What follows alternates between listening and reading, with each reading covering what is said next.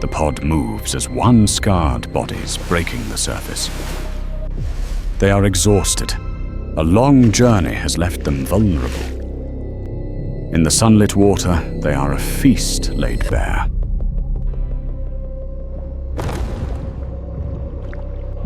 But the ocean has a king. Below them, in the cold dark, something has sensed their struggle. A shadow, 50 tons of muscle and instinct, detaches from the abyss. It rises. There is no warning, no sound, only a sudden, impossible speed.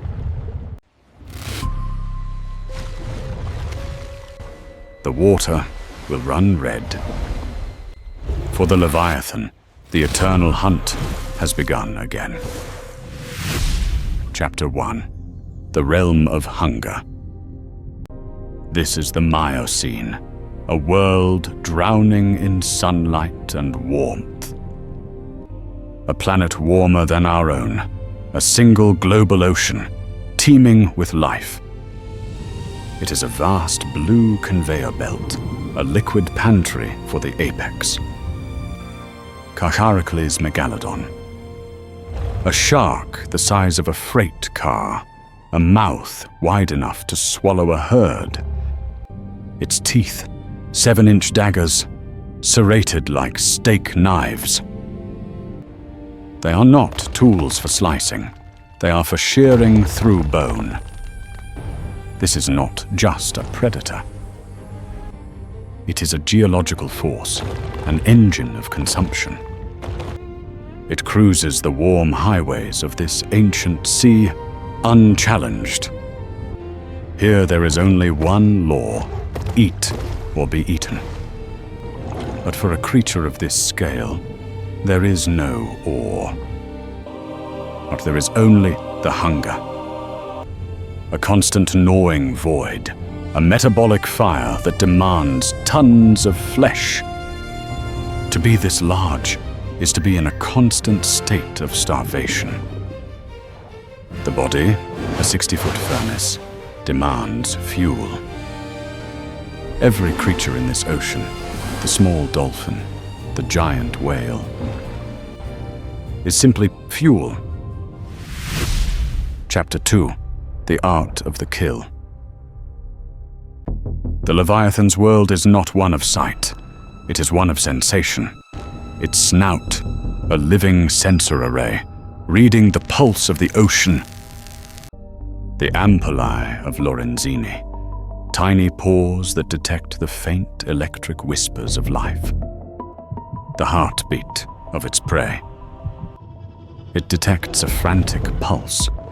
Close to the coast, a small cetacean. Odobenocetops, the bizarre tusked whale, fast and agile. The shark closes the distance, a torpedo of muscle. But the prey is too quick.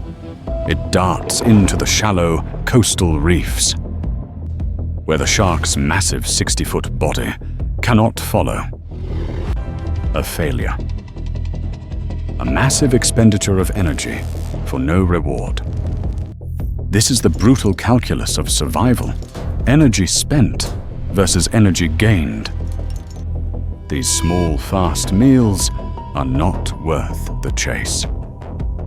The hunger demands more.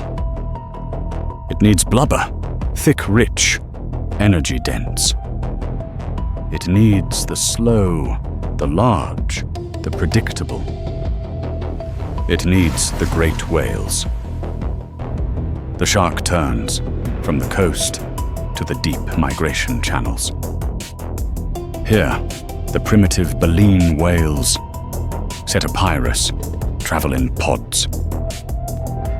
They are nurseries, filled with the young, the old, and the weak. The perfect targets.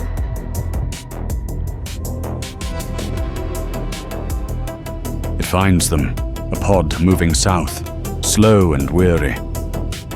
The hunter sinks, down, down into the crushing dark, becoming invisible. The pod is unaware. They breach, they call, they live. But the predator is patient. It is not a creature of rage. It is a creature of strategy. It ascends, not from behind, but from directly below. In the whale's blind spot, a column of darkness rising toward the light.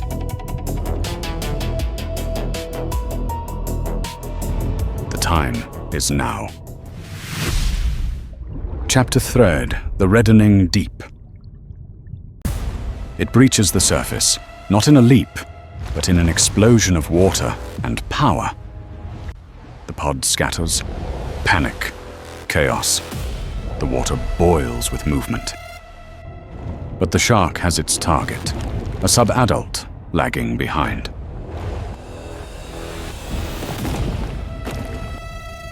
The jaws unhinge. This is not a killing bite. Not yet. It is a crippling one. The shark strikes. Not the body, but the engine. Its serrated teeth shear through the massive pectoral flipper. Immobilized. The whale shrieks, a sound of agony as the shark releases and pulls away. And now, the most brutal part of the hunt. The wait. The shark circles, just beyond the pod's desperate defense.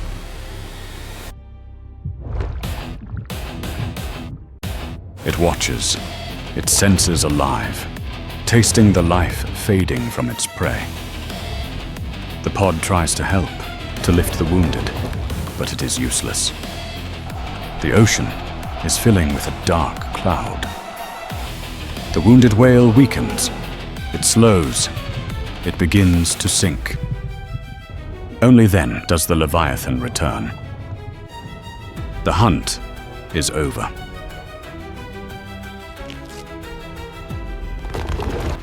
The pod can only flee, leaving their fallen behind. For the Megalodon, the gnawing hunger is silenced for a time. The legacy ghosts in the water. For millions of years, this was the reality.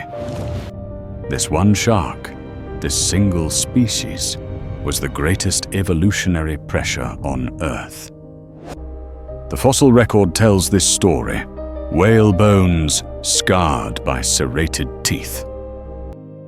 An arms race, written in bone. To survive the Megalodon, the whales had to change. They grew larger, becoming too big, too powerful for even the shark to tackle alone.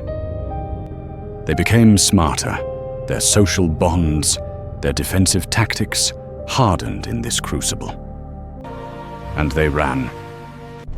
They fled to the only place the Leviathan could not follow: the freezing, nutrient-rich waters of the poles. The great shark, a creature of the warm seas, could not tolerate the cold. The whales had found refuge. As the world cooled, as the ice caps formed, the shark's kingdom vanished. Its prey, gone, its world, shrinking. The Titan starved. The greatest predator to ever live vanished into the fossil record. But its reign was over.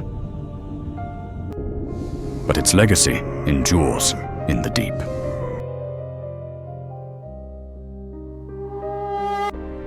The giants that remain.